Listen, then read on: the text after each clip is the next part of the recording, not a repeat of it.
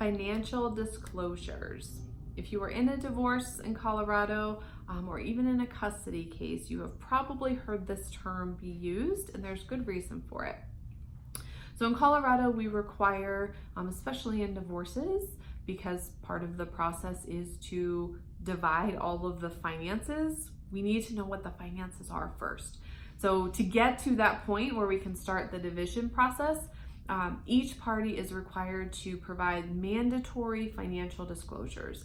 And the reason that I say that they're mandatory is because by rule, the parties have to provide it without being asked. There's a list of them.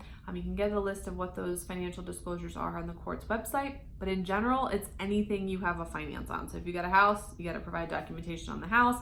If you have a bank account, provide documentation on your bank account, pay stubs, etc.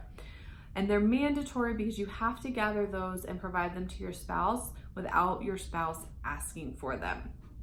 And your spouse has to do the same. What's good for the goose is going to be good for the gander. If you don't provide them, there could be sanctions issued against you. There could be negative inferences that are taken by the court. So you really do want to follow the rules here, as frustrating or time-consuming or even annoying as it may seem to gather all these documents. It is part of the process, and you will need to do it. So in divorce cases, you're going to have to provide mandatory disclosures about everything, because we're going to be talking about everything because that's part of a divorce.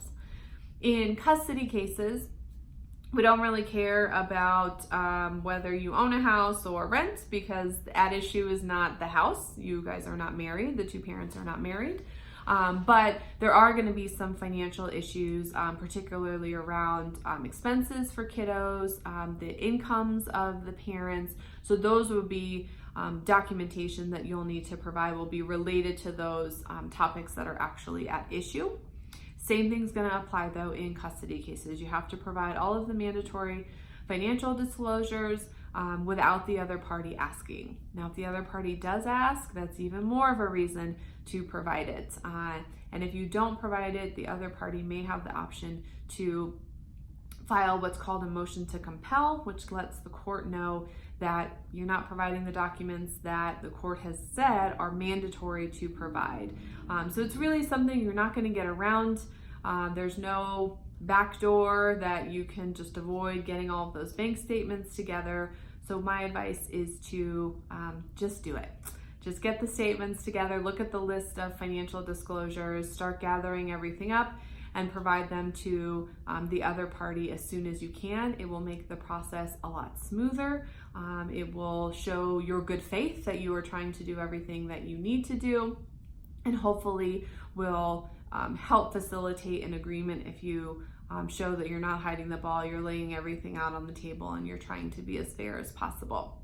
So get those mandatory disclosures in, get them in as quickly as you can, and help make the process easier on yourself.